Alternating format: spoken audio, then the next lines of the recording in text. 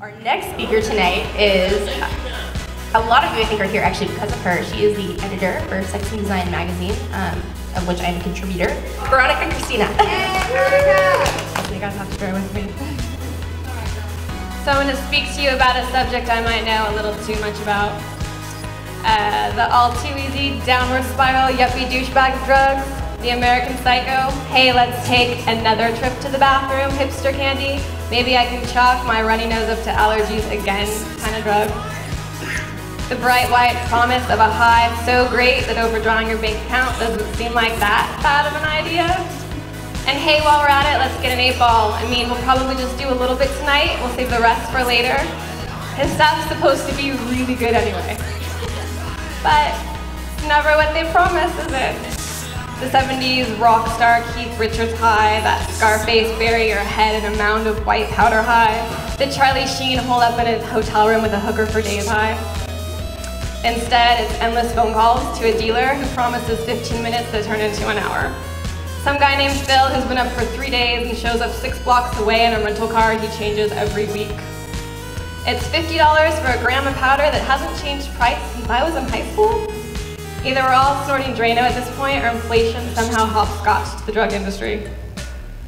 But you've got that little baggie in your pocket, and the stuff still kind of works. You grab your friends and make a beeline for the bathroom, keys come out, and suddenly, I'm a really, really good writer, cocaine.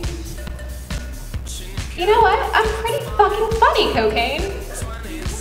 I did not realize how good I looked in this dress, cocaine, and there he is, the conquest of the night, sitting at the bar, with the kind of look that would normally throw you for a loop, and for once you're not shy. And you laugh at his jokes, and you gently squeeze his knee, and you take him home, or maybe he takes you home. The credit for this battle seems unimportant, as you both want the same thing, cocaine. And the key bumps have become lines, and the lines have become longer and lay out in front of you like soldiers waiting to escort you on your journey all through this childhood and yours, cocaine. And 2 a.m. becomes 4, and 4 becomes 9, and the stories become tedious, and the lines are long gone, and the soft glow surrounding your night somehow now has an edge. But he's there, and he's still damn cute, and so are you, cocaine.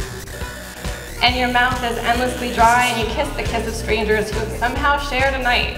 And it's nice and you want it, and a little bit of the buzz comes back. You tumble to the bed and the panties come off and the pants come down, and he looks at you embarrassed with those big eyes you've been looking into all night. Sorry, sweetheart, I swear to God, this never happens. Cocaine.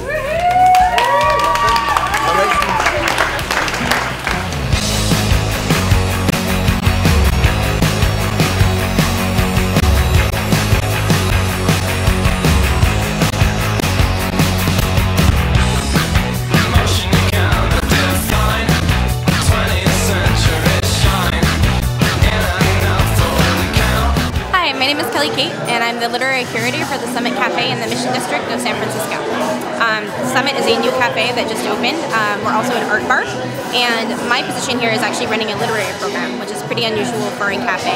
I'm lit curator, meaning I curate a selection of zines, comic books, and graphic novels, and have that available for people to come and read while they're in the cafe. And additionally, I am booking all sorts of lit-based events, book openings, or readings, or storytellings like we had tonight, all focused on reading and writing. And we'll have those about once a month. So I'm very excited about this. I like reading and I write pretty frequently, so for Sex and Design actually. And this is a great outlet for me to kind of focus on those things. So I found my way here in kind of a weird way. I started in San Francisco in the nightlife industry. I threw parties for a very long time, and they're very embarrassing photos of me partying back in the day. But through partying, I met Desi, who's actually the owner of the Summit, and I worked at his last restaurant, Palang Lounge. And we became really good friends, more than just like coworkers. And he's my boss, but he's also my friend, and he knows that I like writing, and gave me this opportunity to kind of focus on that, and also kind of bring something of myself to the Summit, which has been really exciting for me because there's not many places in the city that are very reader or writer friendly. So I'm really trying to do that here. But something that's been really nice about this job is I have gotten to throw events again, and I've left that kind of behind. I'm not much of a bar person anymore, but it's nice to be able to put together an event where all my friends can come out and share a common interest. In this case, it's writing and reading, which is great, versus partying and drinking. But tonight was actually great because Sex and Design sponsored us, and I write for them. I met Veronica through mutual friends, but she had stumbled across my writing, mostly which deals with partying and kind of how I started in San Francisco, making lots of bad decisions, throwing parties, doing drugs, and I write about that and also about sex and dating. And they've been awesome and really given me a place to put my words. And they came here tonight, and Veronica did her reading, and they brought out an awesome crowd. And it was an interesting convergence of me being a nightlife person and me being a writer, and here at the Summit, which is kind of my new home.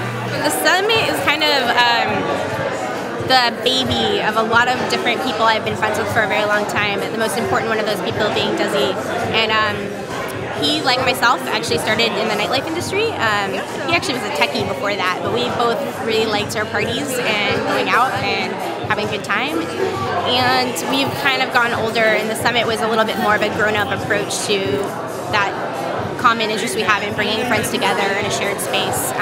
And the Summit is kind of a grown-up club in a way. It's not, you know, a bar and a dance floor and turntables. Instead, it's a cafe, and we have a bottle of coffee and excellent food and this library of zines and magazines and books. And we're going to have art shows here.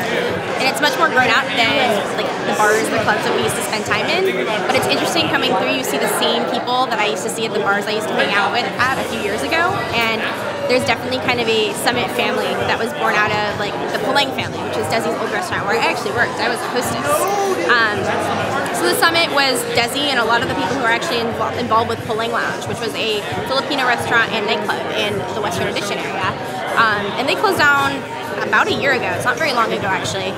Basically because everybody involved wanted to do new things, and the Summit is that new thing. It's like, it was a reincarnation in a sense, but also a kind of new start, and everyone here is, I think, really excited about the opportunity to, you know, work during daylight hours and have events that bring in, you know, not the usual club kids or the DJs, but maybe the DJs who are doing an art show with their record collections. It's actually coming out later this year, or sorry, later this month. So yeah, there's, you know, this weird crossover of kind of nightlife people and nighttime people who are coming through here, and this is how they spend their days now. And I'm certainly one of those people. But you know, here I am, and I have this flyer and this event, and all these people came out. So it's like, you know, putting people on the guest list all over again. So the Summit actually belongs to a big space that belongs to IO Ventures, and IO Ventures is a group of young guys who all got their start in the tech industry a couple years ago. And they were a part of companies like BitTorrent and YouTube and MySpace, and they left those companies and now have this firm, and they're taking in startups, tech startups. So these are people who design apps, and they're all young guys in their 20s who dropped out of Stanford, funny stuff like that. But they all have these projects, they apply to IO Ventures, and they get mentorship and seed money for 4 months. They take on 4 startups every 4 months that work within the space that is the Summit. So the Summit is separate from the startups, but there's a lot of crossover. They're coming in every day to get coffee and food. We hang out with them. A lot of them came out to the event tonight. We've become friends. But it's nice. It's these young guys who basically have this opportunity to take their business and do something really awesome with it and get advice from these people who've already been there.